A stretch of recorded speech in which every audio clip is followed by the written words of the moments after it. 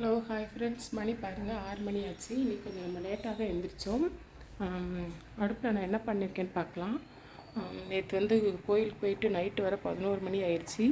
எல்லாம் பயங்கர டயர்டு, எல்லாம் தூங்கிட்டு இருக்காங்க. நானுமே லேட்டாக தான் எழுந்திரிச்சேன்.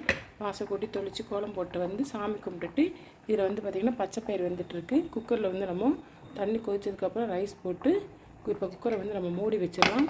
அப்புறம் பார்த்திங்கன்னா இன்றைக்கி வந்து தக்காளியே வீட்டில் இல்லை. நேற்று நைட்டு வந்து 11 மணிக்கு வந்ததுனால நம்ம எதுவுமே வாங்க முடியலை. அதனால் சரி எப்படி பாப்பா தர்ஷினி ஸ்கூலுக்கு அனுப்பணுமே அப்படிங்கிறதுக்காண்டி என்ன பண்ணியிருக்கேன்னா இன்றைக்கி வந்து பச்சை மிளகாய் குழம்பு தான் வைக்க போகிறேன். எப்படி செய்கிறதுன்னு பார்க்கலாம். இப்போது இந்த பச்சை மிளகாய் குழம்பு வைக்கிறதுக்கு பார்த்திங்கன்னா தேங்காய் எண்ணெய் நல்லா தாராளமாக ஊற்றிக்கலாம். நீங்கள் என்ன ஆயில் யூஸ் பண்ணுவீங்களோ அந்த ஆயில் ஊற்றிக்கோங்க. நான் வந்து தேங்காய் எண்ணெய் ஊற்றிருக்கிறேன். தேங்காய் எண்ணெய் நல்லா கொஞ்சம் எந்த ஆயிலாக இருந்தாலும் கொஞ்சம் நிறையாவே ஊற்றிக்கோங்க.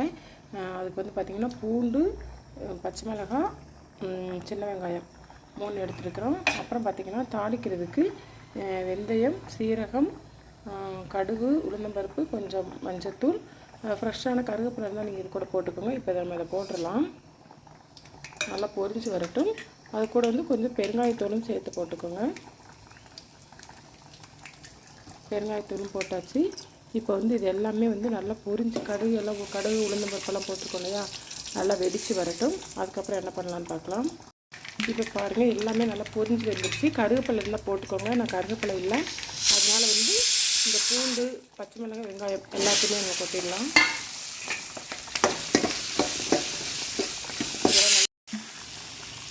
இப்போது கொஞ்சம் நல்லா வதங்குறதுக்கு தேவையான அளவு உப்பு சேர்த்துக்கலாம்.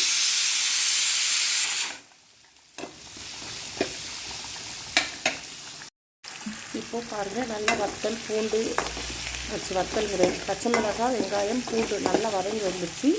இந்த ஸ்டேஜில் வந்து புளி கரைசல் ஒரு நெல்லிக்காய் சைஸ் அளவு புளி எடுத்து நான் கரைச்சி வச்சுருக்கிறேன். இப்போ அதையும் ஊற்றிக்கலாம். என்ன செய்ய தக்காளி இல்லை, ஆனால் என் பொண்ணு எப்படியா ஸ்கூலுக்கு அனுப்பணும். தயிர் சாதம் வேண்டாம்மா, தயிர் சாதம் புளி சாதம்லாம் வேண்டாம் அப்படின்ட்டா. சரி ஓகே, அவளுக்கு சிம்பிளாக ஒரு குழம்பு வச்சிடலான்னு தான் நான் இந்த குழம்பு வைக்கிறேன். ஆனால் டேஸ்ட்டு சுடுசாதத்தில் வந்து நீங்கள் போட்டு சாப்பிட சூப்பராக இருக்கும். அதுவும் தேங்காய் எண்ணெய் நல்லெண்ணெய் செஞ்சீங்கன்னா டேஸ்ட்டு சும்மா அல்டிமேட்டாக இருக்கும். இப்போ வந்து இதில் நமக்கு எவ்வளோ தேவையோ அந்தளவுக்கு தண்ணி ஊற்றி ஒரு லெக் போட்டு மூடி வச்சுருவோம். இப்போது இது கூட கொஞ்சமாக வெல்லம் சேர்த்துக்கோங்க. அது வந்து டேஸ்ட் நல்லாயிருக்கும். இதில் வந்து நம்ம காரத்துக்கு ஒன்றுமே இல்லை. அந்த பச்சை மிளகாய் இதில் இந்த குண்டு பச்சை மிளகாய் இருக்குங்க, அதில் செய்யுங்க, அதுதான் டேஸ்ட் நல்லாயிருக்கும். இப்போது கொஞ்சம் வெல்லம் சேர்த்துக்கலாம். இது எல்லாமே நல்லா கொதித்து வரட்டும். நம்ம ஒரு லெட் போட்டு மூடி வச்சிடலாம். கடைசியில் பார்க்கலாம் ஃப்ரெண்ட்ஸ். இப்போ வாங்க பார்க்கலாம். பார்த்திங்கன்னா புளி மிளகாய் குழம்பு பாருங்கள் சூப்பராக வந்து நல்லா வந்துடுச்சு. கன்சீவாக இருக்கிறவங்க, அப்புறம் என்ன சொல்கிறது, ஒரு மாதிரி வாமிட் வர்ற மாதிரி இருக்குது அப்படிங்கிறவங்களாம் இந்த மாதிரி குழம்பு வச்சு சாப்பிட்லாம். டேஸ்ட்டு சும்மா நல்லாயிருக்கும். இதுவே வந்து பார்த்திங்கன்னா கொஞ்சம் தண்ணி இருக்குது, இதில் இன்னும் கொஞ்சம் வற்றணும். நான் வந்து எல்லாத்துக்கும் ஊற்றி சாப்பிட வேணுங்கிறது கட்டி வச்சுருக்கேன். குழம்பு நல்லா வற்றி, அதாவது எப்படி சொல்கிறது, நல்ல கிரேவி பதத்துக்கு வந்து லேசாக இவ்வளோட்டு ஒரு கரண்டி ஊற்றி சாதத்தில் போட்டு சாப்பிட்டாலும் போதும், செம்மையாக இருக்கும். இது மேலே ஃப்ரெஷ்ஷான மல்லி இருந்தால் தூவி இறக்கிடுங்க. அவ்வளோதான், நம்மளோட வந்து புளி மிளகாய் குழம்பு ரெடி. கட்டாயம் ட்ரை பண்ணி பாருங்கள், டேஸ்ட் நல்லாவே இருக்கும்.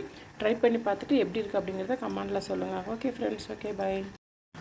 அப்புறம் பார்த்திங்கன்னா குக்கரில் வந்து ரைஸ் வந்து வெந்து இறக்கி வச்சாச்சு. தட்டைப்பயிறு நல்லா வெந்துருச்சு. இப்போ அடுத்து என்ன பண்ணலாம். ஹலோ ஹாய் ஃப்ரெண்ட்ஸ், இன்றைக்கி வந்து ஒரு மோர் குழம்பு தான் வைக்க போகிறோம். அதுக்கு நல்லா தேங்காய் எண்ணெய் விட்டு தேங்காய் எண்ணெய் காயட்டும். தயிரை வந்து நல்லா வந்து கடைஞ்சி எடுத்து வச்சுக்கோங்க. அதுக்கு கூட வந்து உப்பு போட்டு கொஞ்சம் தேவையான அளவு தண்ணியை ஊற்றி நல்லா கடைஞ்சி எடுத்து வச்சுக்கோங்க. இப்போ நம்ம எப்படி பண்ணுறதுன்னு பார்க்கலாம். இப்போ பார்த்திங்கன்னா எண்ணெய் வந்து நல்லா காஞ்சிருச்சு. கடுகு, உளுந்தம்பருப்பு, வெந்தயம், கொஞ்சம் கடலைப்பருப்பு, கொஞ்சம் மஞ்சத்தூள் போட்டிருக்கேன். இப்போ இதெல்லாம் நல்லா போட்டுடலாம். நம்ம போட்டு கொஞ்சம் நல்லா வறுபடட்டும்.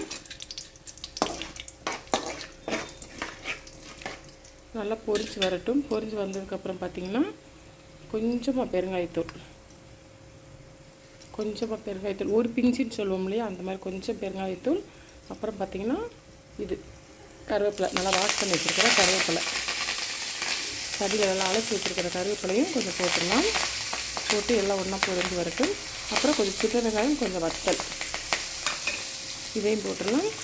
போட்டு நல்லா வந்து வதக்கலாம். நம்ம வந்து ஏற்கனவே தயிரில் வந்து உப்பு போட்டு கடைஞ்சி வச்சுருக்குறோம், அதனால் உப்பு போட வேண்டாம். நீங்கள் வெறும் தயிர் மட்டும் கடைஞ்சிங்க அப்படின்னா இந்த ஸ்டேஜில் உப்பு போட்டுக்கோங்க. இது நல்லா வந்த உடனே நம்மளுக்கு எந்த அளவுக்கு தேவையோ அந்த அளவுக்கு வந்து தண்ணி விட்டுருக்கோம். இப்போ நல்லா வந்து இதை ஊற்றிடலாம். அவ்வளோதான், நம்மளுக்கு வந்து சூப்பரான ஒரு மோர் குழம்பு வந்து ரெடி ஆயிடுச்சு. இன்றைக்கி தக்காளி இல்லாதனால நான் தக்காளி இல்லாமலே வந்து ஏற்கனவே வத்த குழம்பு செஞ்சது பார்த்துருப்பீங்க. இப்போ அடுத்தபடியாக மோர் குழம்பு செய்கிறோம். ஏன்னா வந்து சப்போஸ் இது இல்லையே அப்படின்ட்டு நம்ம எதுவுமே வேலை பார்க்காமலாம் இருக்க வேண்டாம், என்ன பண்ணுறதெல்லாம் யோசிக்க வேண்டாம். டக்குன்னு இருக்கிறத வச்சு நம்ம செய்யணும் அப்படின்னா இந்த மாதிரி பண்ணிடலாம். இப்போ கொஞ்சம் உப்புலாம் சரியாக இருக்கான்னு பார்த்துக்கோங்க. சூப்பராக இருக்குது குழம்பு, உப்பெல்லாம் சரியாக இருக்குது. உங்களுக்கு இன்னும் கொஞ்சம் நல்லா கட்டியாக வேணும் அப்படின்னா தேங்காய், ஒரு வெள்ளைப்பூடு, கொஞ்சம் சீரகம், முந்திரி பருப்பு வச்சு அரைச்சி இதில் ஊற்றி கலந்துக்கோங்க. எனக்கு வந்து போதும். ஏன்னா ஏற்கனவே கொஞ்சம் மிளகா குழம்பு வேறு, புளி மிளகா குழம்பு வேறு இருக்குல்லையா, அதனால் அவ்வளோதான் ஃப்ரெண்ட்ஸ், நம்மளோட மோர் குழம்பு ரெடி. Okay bye friends. இப்போ கடை திறந்தாச்சு. போய் எங்கள் வீட்டுக்கார போய் தக்காளி பழம் வாங்கிட்டு வந்துட்டாங்க. வாங்க பாசிப்பயிறு குழம்பு எப்படி இருக்குதுன்னு பார்க்கலாம். இப்போ தேங்காய் நல்லா காஞ்சிருச்சு. கொஞ்சம் கடுகு உளுந்து பருப்பு போட்டுக்கலாம், பொரிஞ்சு வரட்டும். நல்லா கடுகு உளுந்து பருப்பு எரிச்சு வந்தோடனே கொஞ்சம் கருவேப்பிலை போட்டுக்கலாம். அப்புறம் கொஞ்சம் தக்காளி வெங்காயம் எல்லாத்தையும் போட்டு கொஞ்சம் உப்பும் போட்டு கொஞ்சம் வதக்கிக்கலாம். இப்போது தக்காளி நல்லா மசிஞ்சு வந்துடுச்சு. இப்போ மசாலா பொடி கட்டிக்கலாம், வதக்கி விட்டுக்கலாம். நம்ம எண்ணெயிலே கொஞ்சம் நல்லா வதங்கி வரும். இப்போது கொஞ்சமாக புளி கரைசல், சும்மா ஒரு பாக்கு சைஸ் அளவுக்கு தான் புளி கரைசல் ஊற்றிக்கலாம். அப்புறம் நம்ம வச்சுருக்கிறோம் வேக வச்சு வச்சுருக்கிற பாசிப்பயிரையும் போட்டுடலாம்.